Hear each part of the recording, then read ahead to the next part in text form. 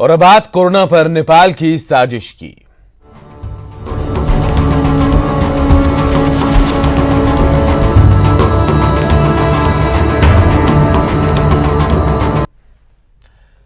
SSB की चिट्ठी सामने आने के बाद प्रशासनिक गलियारे में खलबली मच गई। बड़े अधिकारियों की बैठक में चिट्ठी का जवाब तलाशा जाने लगा। नापाक मंसूबों की खबर लगते ही नेपाल से सटे भारतीय सीमा को सील कर दिया गया। होशियार,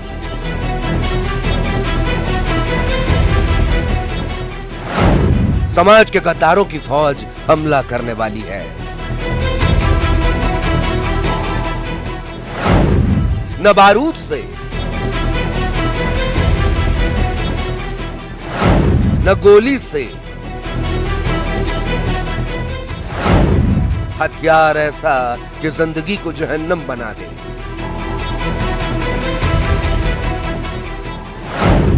सीमाओं पर छुपे हैं कोरोना मैन।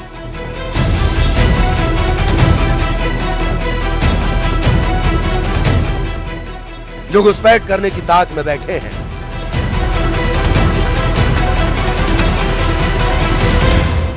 एसएसबी की गोपनीय चिट्ठी का एक एक शब्द इस माहौल में और भी डर खोल रहा है। न्यूज 18 के हाथ लगी इस चिट्ठी का अक्षर दर अक्षर पढ़ जाइए।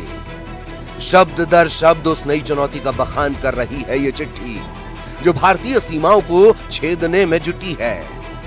खबर है कि नामुरादों की 40 से 50 की संख्या नेपाल और भारत की सीमा पर गिद्ध नजरें गड़ाए बैठी है।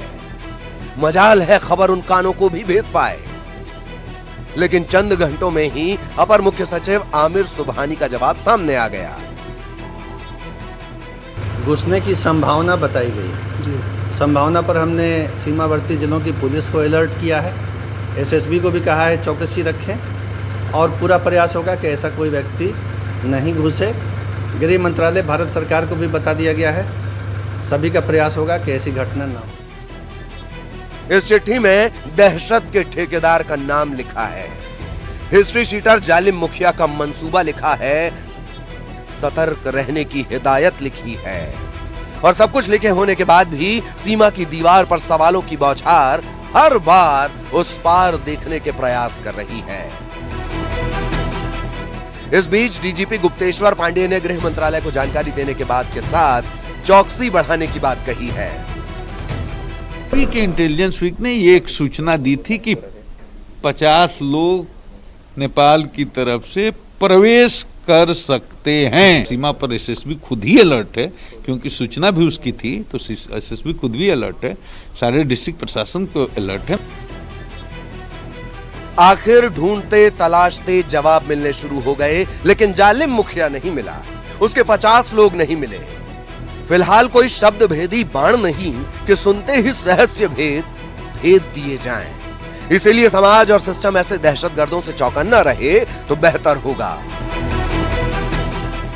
Bureau report, news 18।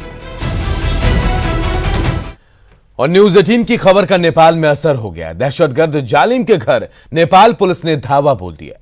छापेमारी में 15 जमाती छिपे पाए गए और भारत पर हमले का खुलासा हो गया।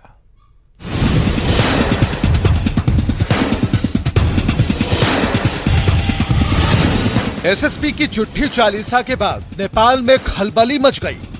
जालिम मुखिया को सब जान गए उसके नापाक मंसूबों को। नेपाल के जगन्नाथपुर का चप्पा चप्पा खंगाला जाने लगा। भारतीय सीमा के उस पार जालिम मुखिया के घर छापेमारी शुरू हो गई, लेकिन पता नहीं चला कि आतंक का मुखिया है कहां। लेकिन जालिम के घर छुपे 15 जमातियों का पता जरूर लग गया। बिल्कुल ठीक सुन रहे हैं आप, 15 तबलीगी जमाती। अब मंशा समझ लीजिए, क्या करना चाहता था जालिम। नेपाल से भारत की दूरी जो भी हो, आरोप आशंका के बेहद करीब थी। मतलब भारत पर हमले की तैयारी थी और हथियार था तबलीगी कोरोना मैन। तैयारी जो किसी भी धमाके से बढ़कर थी। बिहार के रास्ते कोरोना को फैलाने की तैयारी में जुटा था जालिम। धीरे धीरे अपने इसी घर में जमातियों का जुटान करने में जुटा था। सवाल है कि तबलीगी जमात का ये आतंकी कनेक्शन है। भारत को दहलाने का आईएसआई कनेक्शन है। सुसाइडल बम बन रहे हैं क्या जमाती? 15 के अलावा बाकी के जमाती हैं कहां? बुखार कम करने की दवा क्यों ले रहे थे जमाती? ये सवाल हैं जो उस मंसूबे का पता बता रहे हैं जो समाज के ताने बाने को तार तार करने को आमादा है। लेकिन दहशत के सौदागरों को पता नहीं ये भारत है, लड़ता भी है, जीतता भी है। Bureau report, news 18।